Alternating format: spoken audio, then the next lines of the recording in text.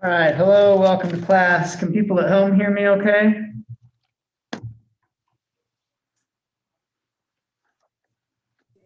I can hear you just fine. All right, good. Thank you. All right. Okay, so people at home can email roll to me. Our roll question is, what is the most unusual writing style you have encountered? Describe it.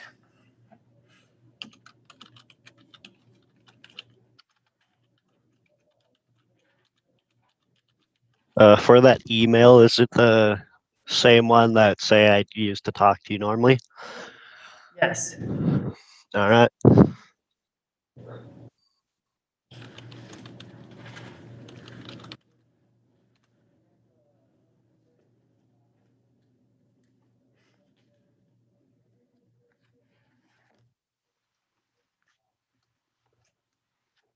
I mean, if you know a writer's name, go ahead and write their name. If you don't know their name, you can just say, oh, in 8th grade, my teacher made us read, and then you can explain what it was the teacher made. Yeah, you don't have to have perfect memory.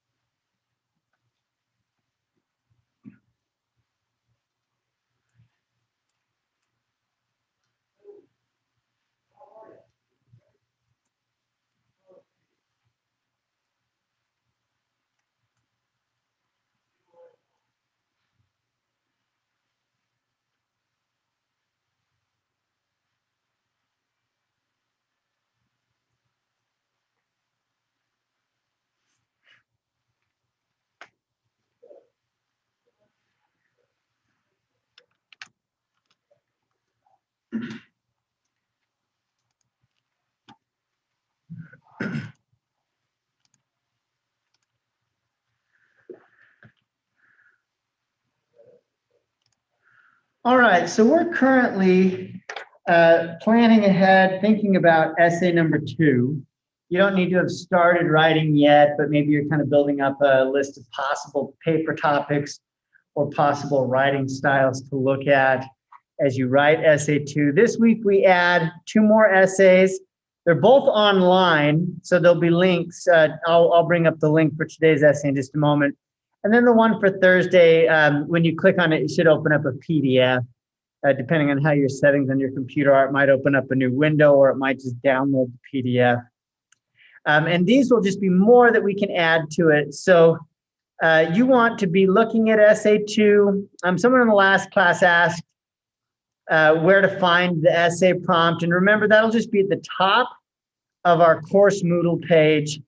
You can scroll down, it's in the general information there, and there's the essay 2 prompt.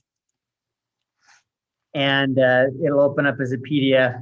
So again, you don't have to go off of your memory. You can always go back and review that. And I do recommend that you go back and read that at some point during the writing stage, as you think of things through. So that is available to you. And so maybe you've done some thinking about it. Do you have any questions about essay 2? I think I made the assignment at the end of our last meeting. Yeah, go ahead, Jesse. Are we locked into the reading from class, or are we able to do something else? Yeah, generally, I'd say you are locked in. If you've got an idea that you just think is better, you can email me. But generally, I use it as just a way to set a limit, because there's so much other material that people could draw from. And this gives me something that I've looked at least closely and that we've discussed in class. If it gives us some common ground, is usually why I'll kind of limit it. But yeah. Yeah, and I even limit it worse than that, like within the second unit of learning. So not, because I had somebody once who said, oh yeah, I'll do Frederick Douglass. I'm like, no, that one's not in consideration. Yeah, good question. Yeah, good. And I hope I should give you enough options in the next couple of weeks that I was just curious. that you'll find something inspiring or something that's worth at least kind of, if you think of it as exercise, I think that's also worthwhile, right? So you can think like, well, it's not my favorite thing to do, but I think I'll learn from it. Which of course is part of what I'm doing here is. And I had someone, I was reading my note cards from one of the last classes who said, I don't know about unusual writing style because I never thought about it until you made me think about it all the time. I was like, well, okay, fair enough, right? That's of course part of my goal, right? If I put you in a situation where you have to think about something, hopefully new things become visible to you. Whereas before they wouldn't have been obvious. Hopefully new things are becoming obvious or clear as we read. All right, so let's take a look at today's essay. I have paper copies right here if anyone wants a paper copy. Otherwise, if you bring up your phone or your, I'm not seeing a lot of screens. That's great. I'm glad that you usually don't have screens. But yeah, it's double-sided, so you can just flip back and forth, and you can mark it up and keep the paper copy. I'll put up a copy on the screen here. But yeah, I think sometimes it just helps to have it right in front of us because I like to get concrete and specific as we look at these things. So when you click on the link, it opens up this magazine, this online magazine, The American Scholar. Here's our essay title, Joyas Voladoras or Joyas Voladoras. Our author is Brian Doyle, and the essay starts just down here. So I'll read a paragraph, and then if I can get some volunteers to help out, read out loud. This is a short essay. I do find reading out loud to be a beneficial activity, especially because I'm asking us to look at things so closely.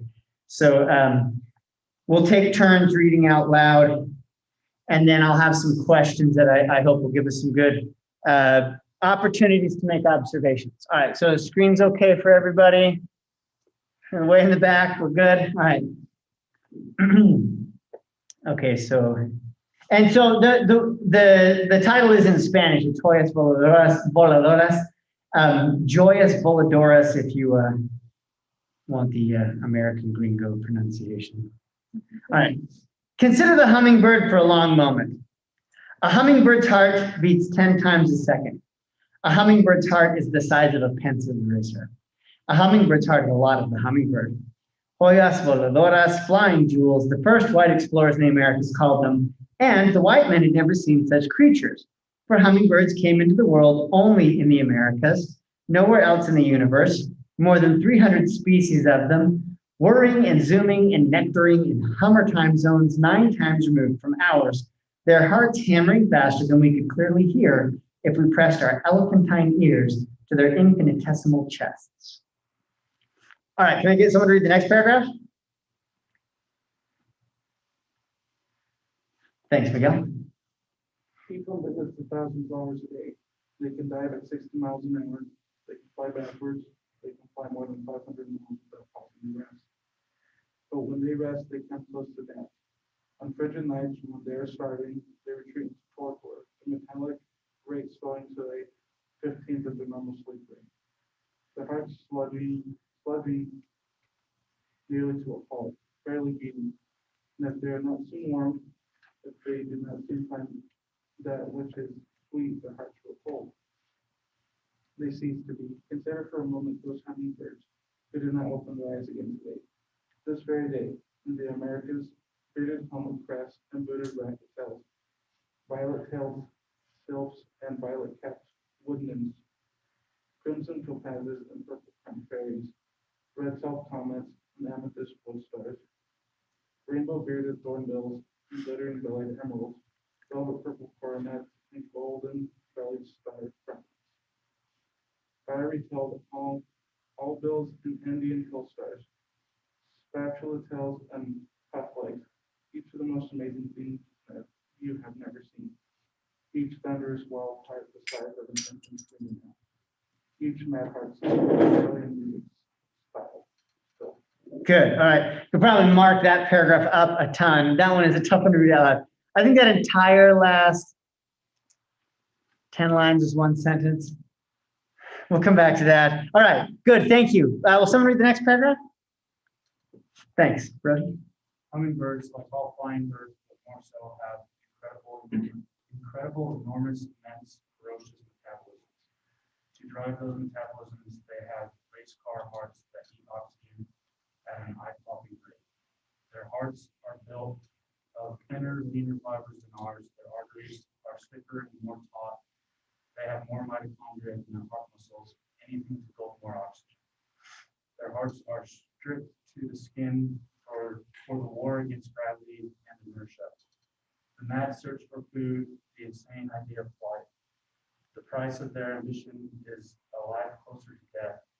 They suffer more heart attacks and aneurysms and ruptures than any other living creature. It's expensive to fly. You burn out, you fry the machine, you melt the engine. Every creature on Earth has approximately 2 billion heartbeats to spend in a lifetime. You can spend them slowly like a tortoise and live to be 200 years old, or you can spend them fast like a hummingbird, live to be 2 years old. Good. Thank you. The biggest heart in the world is inside the blue whale. It weighs more than 7 tons. It's as big as a room. It is a room with 4 chambers. A child could walk around it, head high, bending only to step through the valves. The valves are as big as the swinging doors in a saloon. This house of a heart drives a creature 100 feet long. When this creature is born, it is 20 feet long and weighs 4 tons. It is way bigger than your car. It drinks 100 gallons of milk from its mama every day and gains 200 pounds a day.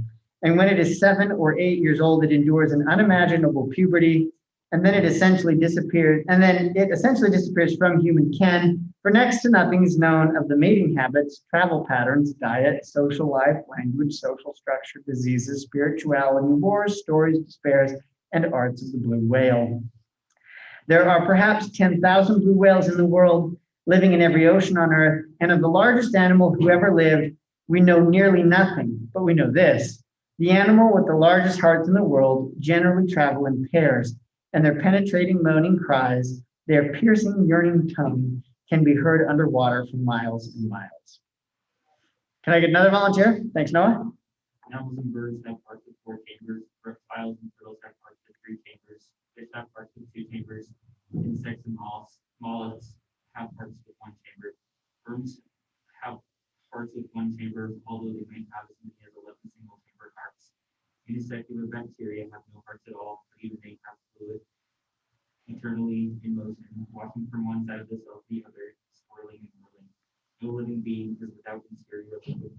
We all turn inside. Good, thanks. And one final volunteer. Thanks, Devlin.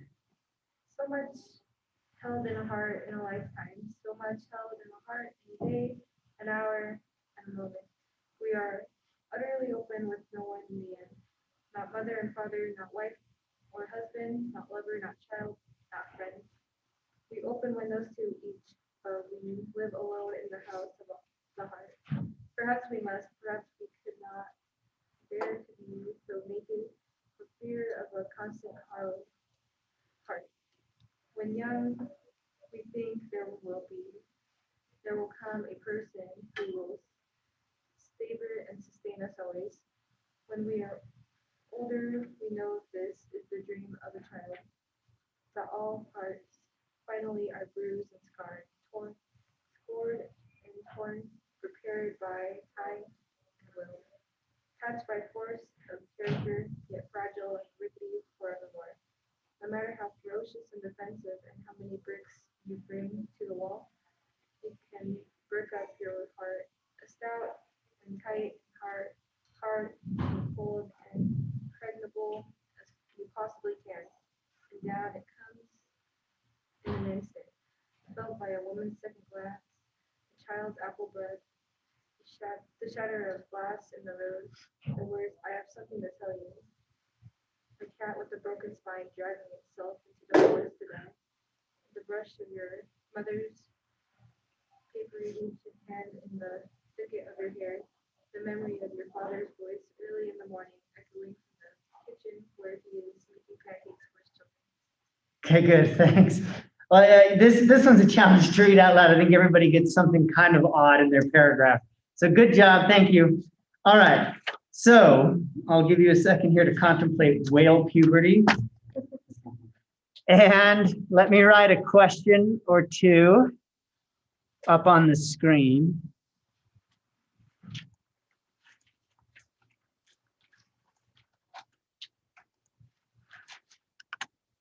All right, so my first question is sort of a simple one,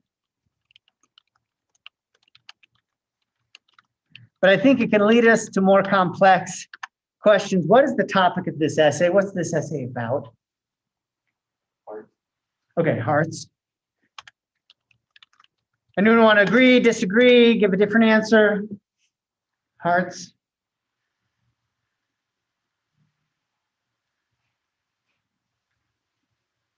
All right, class dismissed, good job. That's always like the teacher fear, like, what if they answer the question right away and there's nothing left to talk about?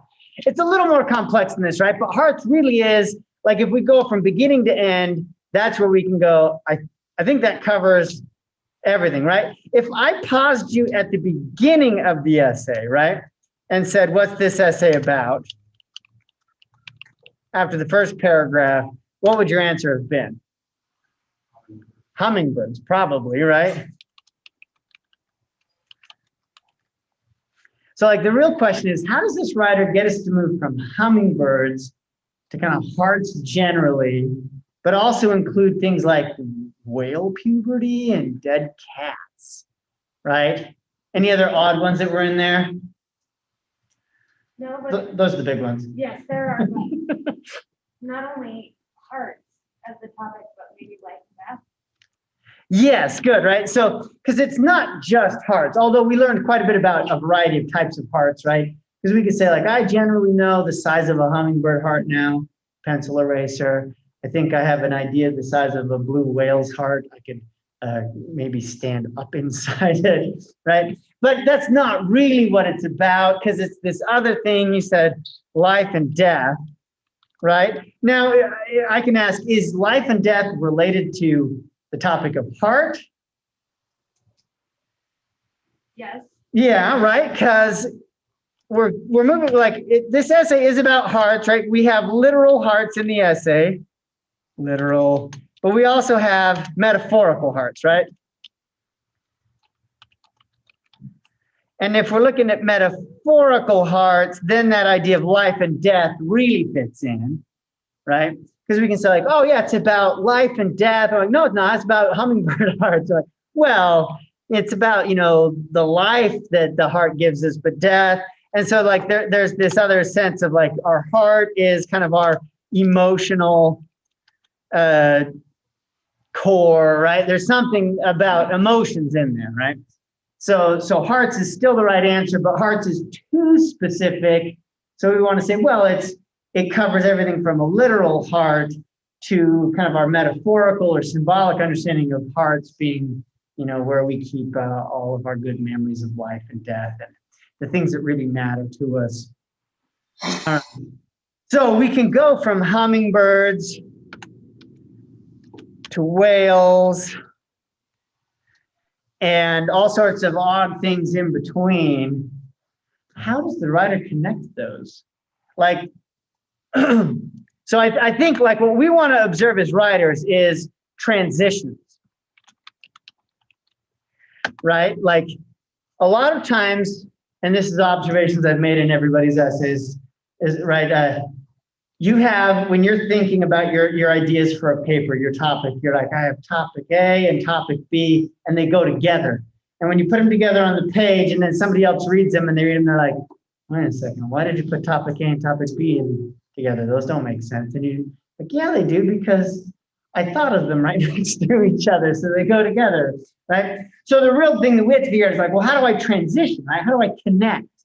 If I'm going to put whales and hummingbirds in the same essay, I need to transition, right?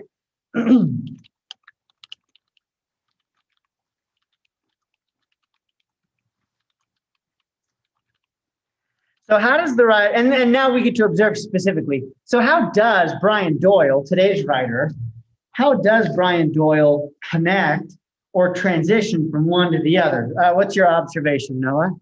Something I noticed in the last 3 paragraphs after he's done talking about hummingbirds, each of the first sentences of those paragraphs, he uses the word heart. So he kind of like writing off of that.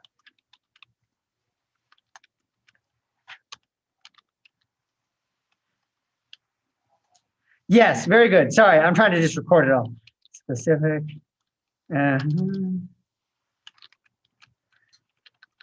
All right, so your observation, I think, is accurate and it's important. One of the ways that you can connect and transition from one topic to another topic is through repetition. And very specifically, let's just look at word level repetition. If you repeat a word from paragraph to paragraph, readers will pick up on it and they'll start to connect. And so just in this case, repetition of the word heart does a lot of the work. And it really is as simple as that. And like, that's one of the things that I'll often tell my student writers as I read through their paragraphs, and I'll say, okay, these don't look connected to me, right? When I'm an outsider reading it. Now, clearly you, the writer, put them together for a reason. And I have to say, what's that reason? And you see a connection, but to help readers see the connection, repetition will do a lot of the work. Good. Yeah, so repetition of the word heart. And I think that's what really helps us make the big jump. So you said you start in the final paragraph, right? The last 3 paragraphs. Oh, the last 3 paragraphs, right? Where we move from whales to the kind of the general mammals and birds to the conclusion. Yeah. But it's also, so like we have the first 3 paragraphs. Let's just pause a second and look at those. The first 3 paragraphs, which seem to be most clearly about hummingbirds, consider the hummingbird for a moment. Each one visits a flower, hummingbirds, right? That all seems like, oh, well, it's very hummingbird. But that final paragraph, after the repetition of hummingbirds for 3 paragraphs, we see that towards the end, we start to see heart attack, heartbeats. And then when we move to the biggest heart, then it's not such a strange move from hummingbird to whale, because we then kind of go, no, we weren't talking about hummingbirds, we're talking about hearts. Yeah, good. What other observations do you have? How does the writer manage to connect these disparate topics, or how does the writer manage to transition from hummingbirds to whales to whale puberty to grandma or your father making pancakes. When he transitioned from the hummingbirds to the whale, he used like a comparison.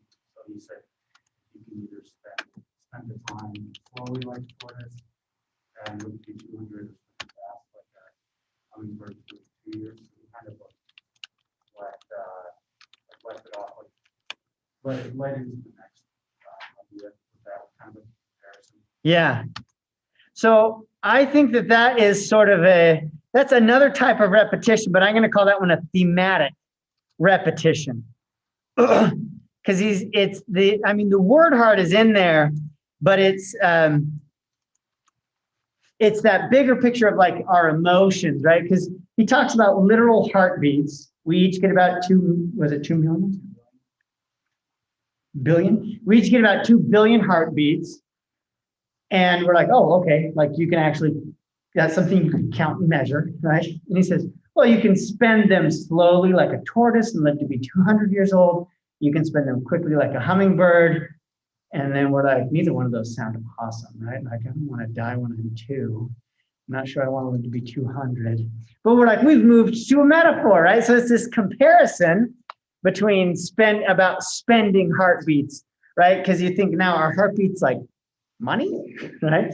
So we now compare them. And so there's this thematic repetition of like, how are you going to spend your life? More to that theme of life and death. So good. Yeah, good observation. That comparison about spending heartbeats then crosses the boundaries. Good. What other observations do you have? How does the writer transition? How does the writer connect? Now whale puberty doesn't seem so strange, right? Yeah. Well, the second to last paragraph, when he goes through mammals and insects and everything, Yeah. at the end of it, he really makes a good transition by saying no being is without interior liquid, and we all churn inside. Yeah.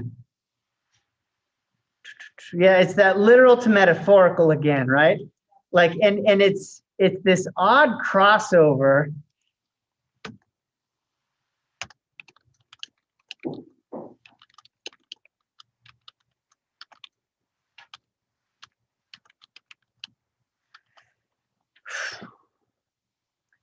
Because we literally all have liquid inside that's moving. That's what makes us alive, right? That's kind of an oversimplification, but it's true.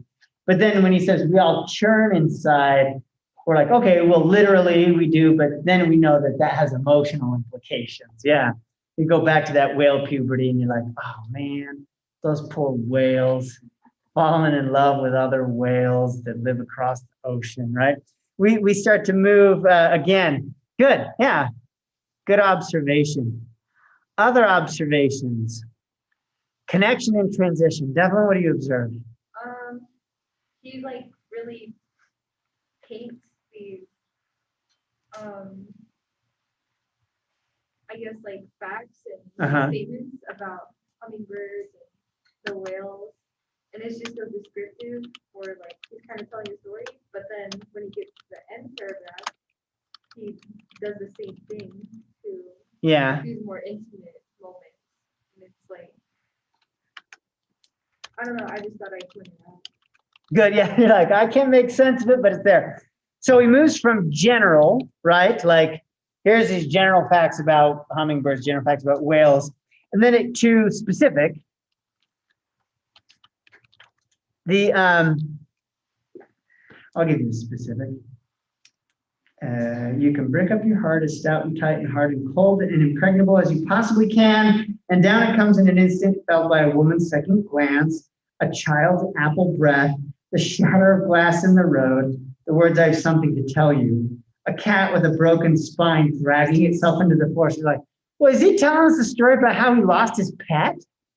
Right? And then it's so specific that even though I haven't yet had a cat in the family die, right? I'm imagining having to tell that news to my kids one day. And it's so specific. So he's moved from like general heart stuff to really specific heart stuff that, and somehow, yeah, he's moved again. It's another transition. Yeah. So yeah, well, I think I have some answers to that, but let's, yeah. Any other observations or related to this? How does he move from general to specific? Because that's the real question, right? Like he shares, and he does the other direction too. He goes from specific to general, right? Because here's somebody who's just like telling us the size of a hummingbird's heart and also making us feel like we need to call our mom and tell her we miss her, right? Or tell dad to make us pancakes, or I don't know, right? Go home and make pancakes for your kids or something, right? Like, so somehow the writer moves from being very, very specific to being very, very general, or sometimes being very general to being very specific. And that's an interesting move as well. All right, so I have one answer to that question. So one of the things that this writer is doing is playing with lists, right? Did you notice the list? Miguel, did you notice the list in the middle of your paragraph? I'm sorry, that's probably one of the weirdest paragraphs to have to read out loud. So if we look at that paragraph, second paragraph, we have that each one visits 1,000 flowers, right? And then we have, consider for a moment those hummingbirds who did not open their eyes this very day in the Americas. And then it's a list of specific genus, species, etc., like the very specific types of hummingbirds. Very, very, very specific, right? So specific that like in the middle of reading that, you're like, you get out of breath, this sort of thing. This is just a little weird. But he's also telling us they all died today. So going like really specific like that, I think is like this way to really poke at our hearts. And so lists is one of the things he does. And the one that I just read too before that, right, where we're looking at all the things you can do to break up your heart and what brings down the bricks around your heart. It's a list of emotional experiences. And here's what I think. So if you give a list, right, now not everybody has had everything on the list, but you might have experienced one thing from the list. And so it's like this kind of scatter shotgun approach to like, I'll just mention everything and maybe I'll get you one at a time with my ideas, right? I think that's part of what he's doing. It may not be a full explanation. Yeah. Good. Any other observations? How does he transition? How does he connect? Folks at home, you're awfully quiet. Any more observations to add? Not really. All right. I'll add a few. So I'm going to go back to the original answer of repetition. Repetition, I think, is a really important part of this essay. And so it's been observed that he repeats specific words, right? Like we'll notice, oh yeah, that word gets used a lot. Repetition is one way to build a connection. You want to repeat your main idea in some form in every paragraph. But I'll also point out that this writer, beyond just repeating specific words, has repeated sentence structure. You were going to say that? Yeah. But I didn't know that. Well, I think it is. Here's the problem is that this writer is doing things that we've probably been told in the past by our own teachers not to do. Yeah, that's what I was thinking. Yeah, so yeah, are you looking at a specific paragraph? In the introduction, he says, Yep. a hummingbird, a hummingbird, a hummingbird, a hummingbird. He could have like combined sentences or used Yeah. something else. So here we have hummingbird's heart starts 1, 2, 3 sentences in a row. So we have phrase repetition, but then also like it's the pattern of the sentence is repeated.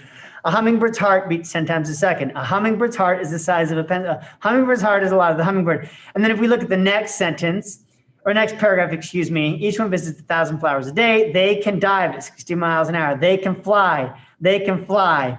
And so we have they can, they can, they can. And so we have repeated sentence structure and then repeated phrases, right? So now we've been told in the past by our teachers, don't do that. Any idea why your teacher told you not to do that? So it can get overbearing. Yeah, it can be boring, right? It's repetitive, right? And we're like, well, wait, he's trying to be repetitive. So we have to ask, well, why is he trying to be repetitive? And maybe your answer is one, like is he trying to be overbearing? Like, is he doing something on purpose? Does he realize that? Maybe. Okay, it can drive home a point. Yeah, good. Any other ideas? Like, why would he be repetitive in this way with sentence structure? And we can scroll down a little more and we'll start to see it again with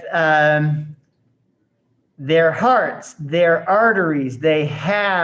We have they starting a ton of sentences. And then we have, it's expensive to fly. You burn out, you fry the machine, you melt the engine. There's the repetition again. I'm sorry, did you have an answer?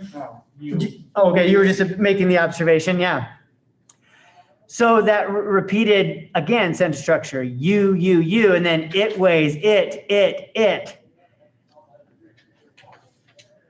All right, so step one is just like, well, I saw it, I don't know what it means. And that's fine, we start there, right? I saw it, I don't know exactly what it means. All right, so, well, what happens with repetition? So a couple of things, right? If you start every single sentence the same way, your writing becomes predictable.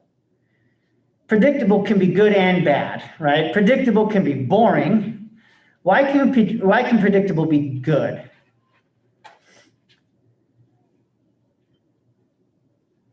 Like, I don't know.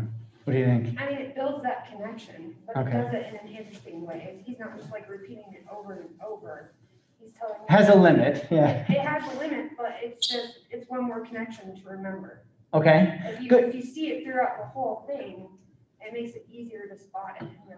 yeah. So memorable is one of the important answers, right? Like if you repeat something enough, it sticks in people's heads, right? So a certain amount of repetition is desirable, right? Because we want our ideas to stick in other people's heads.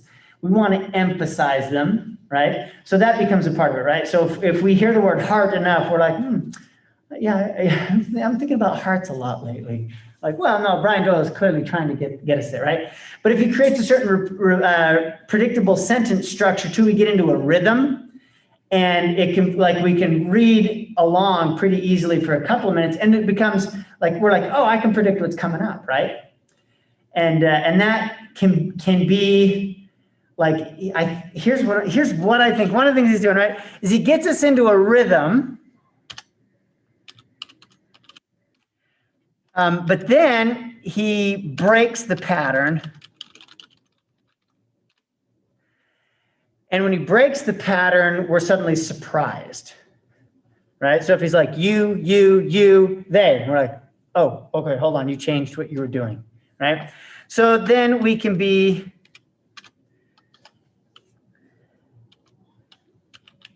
surprised. And I think surprise or maybe amazement is part of what he's trying to play with here, right? So when he's like, hummingbirds, hummingbird, hummingbird, whales, and we're like, you changed, right? And then he's like, whales, reptiles, and we're like, oh, okay, why is he doing this? So part of it is to shock us, right? So like when he moves from hummingbirds to whales, one of the effects is contrast, right? Because we just went from something really, really small to something really, really big. And we're like, oh, a heart the size of a pencil eraser, or, you know, what does he say, a toddler's fingertip, to a heart the size of a room. And then we're shocked. We're like, wow, that's a really big difference, right? Or hummingbirds spending their time, you know, going from flower to flower to drink enough energy to fly 500 miles, and then a blue whale drinking 100 gallons of milk to gain 200 pounds a day. It's mind-blowing, right? And I think that's part of it, right? He wants us to be surprised, shocked by change or by difference, right? And I think that's kind of what he's playing with there, is we get shocked by the sudden change in direction. Which is kind of the opposite of a transition, right? A transition like smoothly connects things that are very different, but he has these kind of shocking moments. But we make the connection by saying like, oh, well, now I can see that that's just straight up a very different thing. All right, so there's some of my answer to that, right? So repeated words, repeated sentence structure. Okay, I see a chat Thomas is saying, oh, all right. Glad to see you back, Thomas. Take care of yourself. All right. What else? What else did you observe? And we can talk about how he transitions, how he connects, or we can bring up other observations. Let me go back to the essay here and let's look at another odd paragraph. I think I think this was Noah's paragraph, right? The mammals and birds. All right. So, all right, let me read this one out loud to you again and tell me if you can make a new observation. Mammals and birds have have hearts with 4 chambers. Reptiles and turtles have hearts with 3 chambers. Fish have hearts with 2 chambers. Insects and mollusks have hearts with 1 chamber. Worms have hearts with 1 chamber, although they may have as many as 11 single-chambered hearts. Unicellular bacteria have no hearts at all. What has the writer done just in terms of number here? Just counting down. Yeah.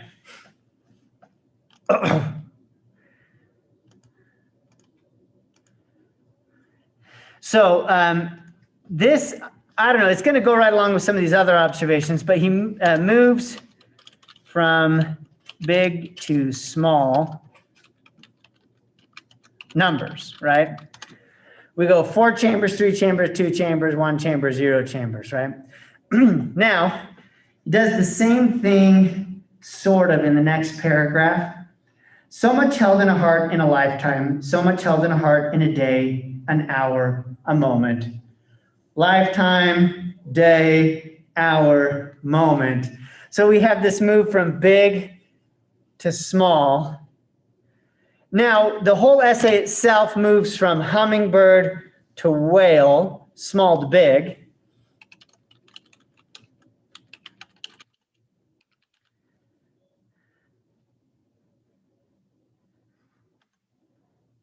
Is this a significant observation?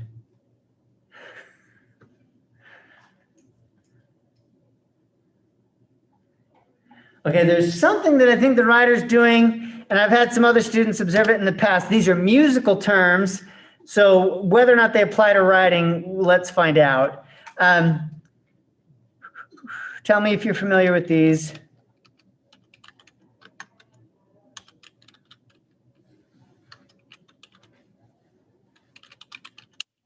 Crescendo, decrescendo, do you know these musical terms? Do you want to explain them? Or do you feel comfortable explaining them? Yeah. Go for it. A crescendo in music is when you start off quiet and then you make your note louder.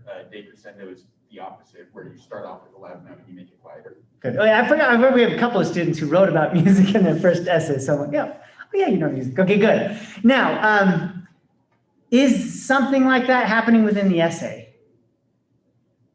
Starting quiet, getting louder, starting loud, getting quiet. I mean, music, it's dynamics, it's volume, right? In writing, it's not something we can hear.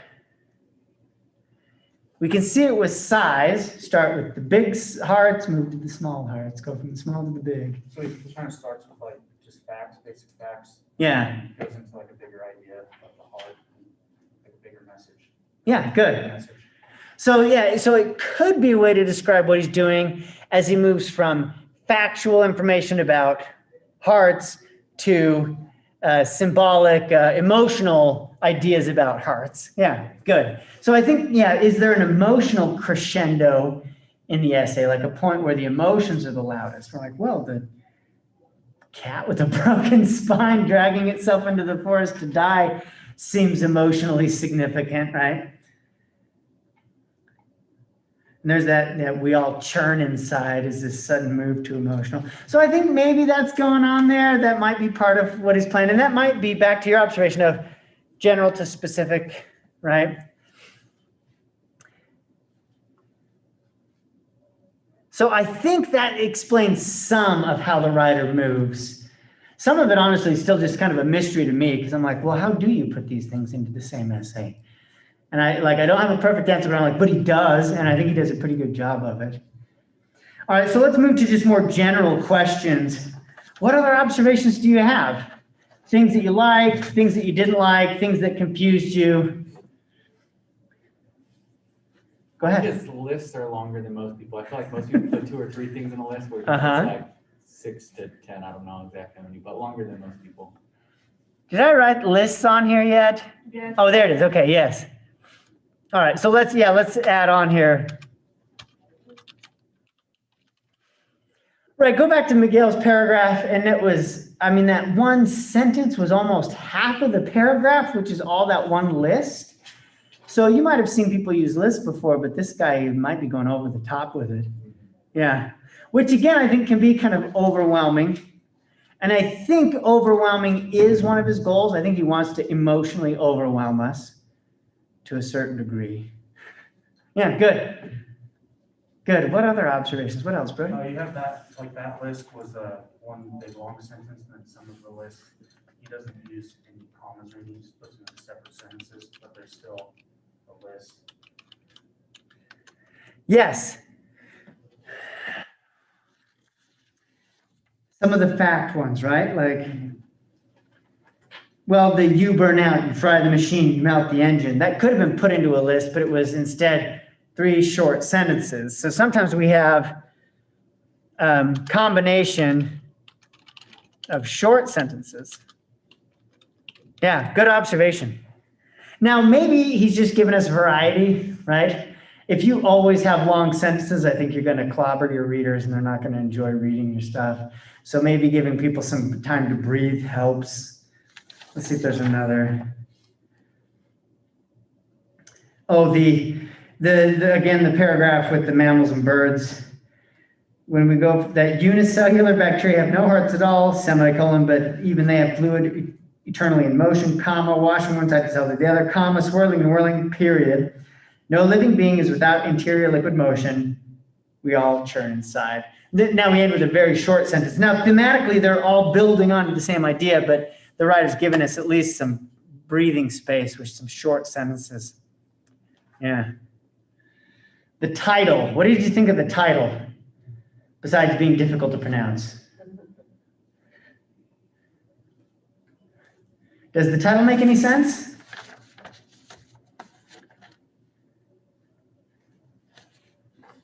It is in Spanish. But he tells us what it means, right? In that first paragraph, it's flying jewels. Yes. Yeah, you're right. Drag you in. Go ahead. It was something to drag you in. He left you with a name so that way you'd look at it and go, oh, that's weird. And then it's like a hook. He gave you a hook to try and drag you into reading it. All right, so like a little bit of mystery or something. We see the unusual language. We say, well, what is this? We read, we figure it out. We feel kind of fulfilled, we feel smarter. Now it is built in. Now, not everybody noticed it, I'm guessing. But he does tell us. Did you notice it when it was in there? No? Okay, yeah. So it kind of depends on your reading experience. So I'll read it. Consider the hummingbird for a long moment. A hummingbird's heart beats 10 times a second. A hummingbird's heart is the size of a pencil eraser. A hummingbird's heart is a lot of the hummingbird. Joyas voladoras, flying jewels. The first white explorers in the Americas called them. So it's not like, oh, here's a translation of it. It is this. It's built in kind of this clever way that if you're really looking for it, you'll go, oh, okay, that's the explanation. But if you were not, then it blends right in. I mean, technically, he started another sentence with hummingbird. He just did it in a different language. So the words, yeah, the Spanish words, so joyas is jewels, voladores means flying. And he's saying that the first Spanish explorers who were the first white people to visit the Americas gave it that name. So it hooks us in. It's mysterious. It is explained. Does flying jewels, why else does it work as a title? Flying jewels. Does it work with the other ideas we've talked about?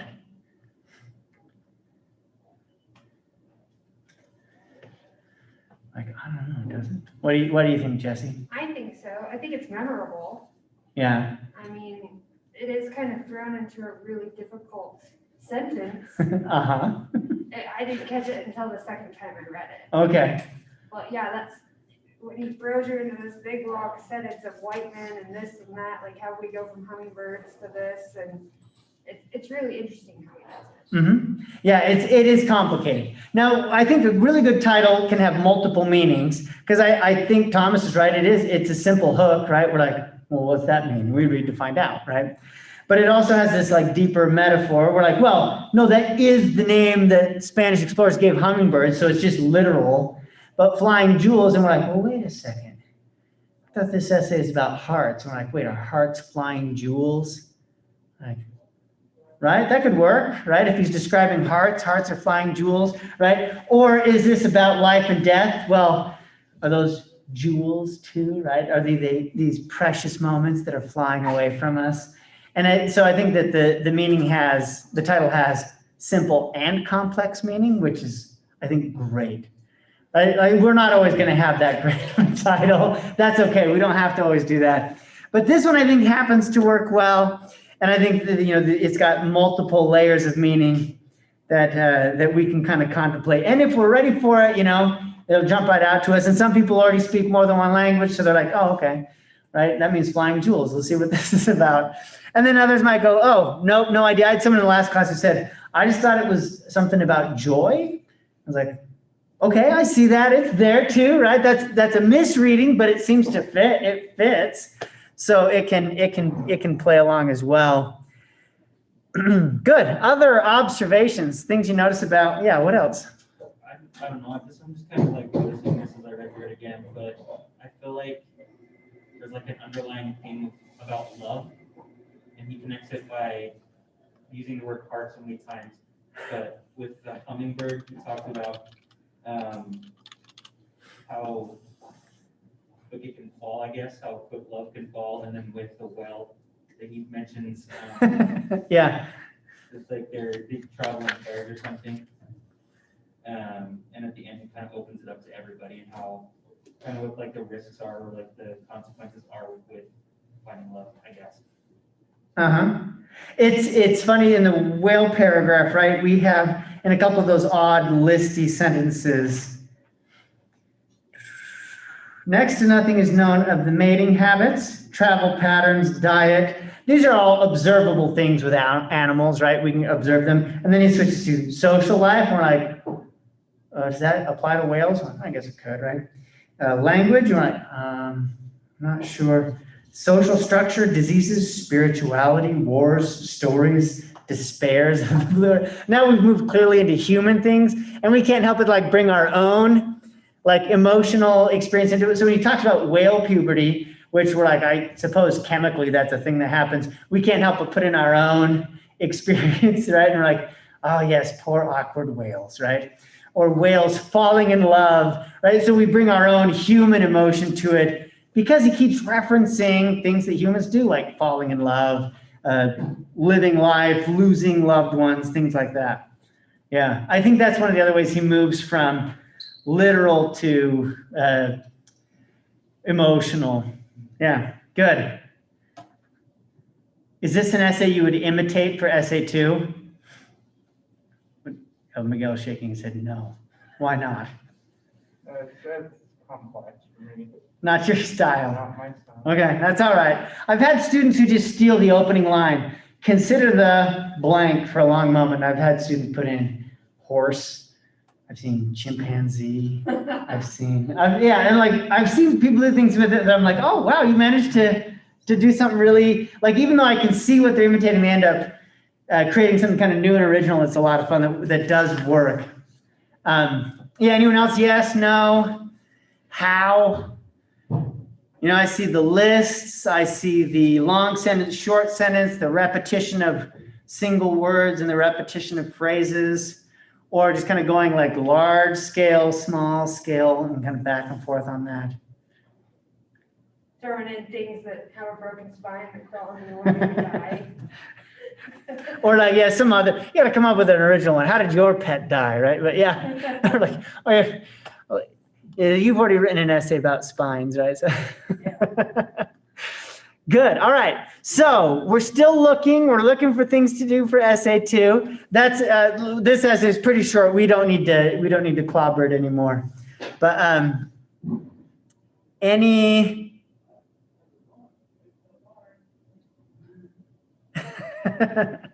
Melissa says she does not want to give the readers headaches, so she doesn't want to. I didn't think this was too bad of a headache essay, but maybe. That's all I have on this one. So yeah, unless there's further observations, we can just keep reading, just keep writing. We're looking for inspiration in the essays we look at. So again, we'll just have another online one for Thursday, dumpster diving. We'll totally change topics here. Give you a headache for a different reason. Thanks, that's all I have for today.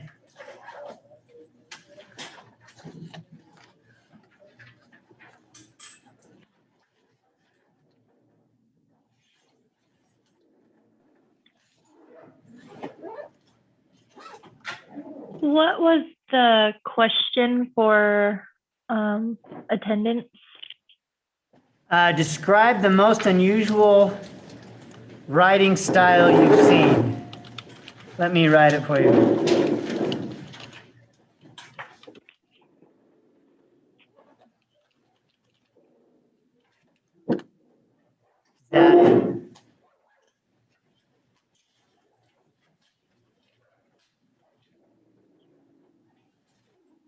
Okay, thank you.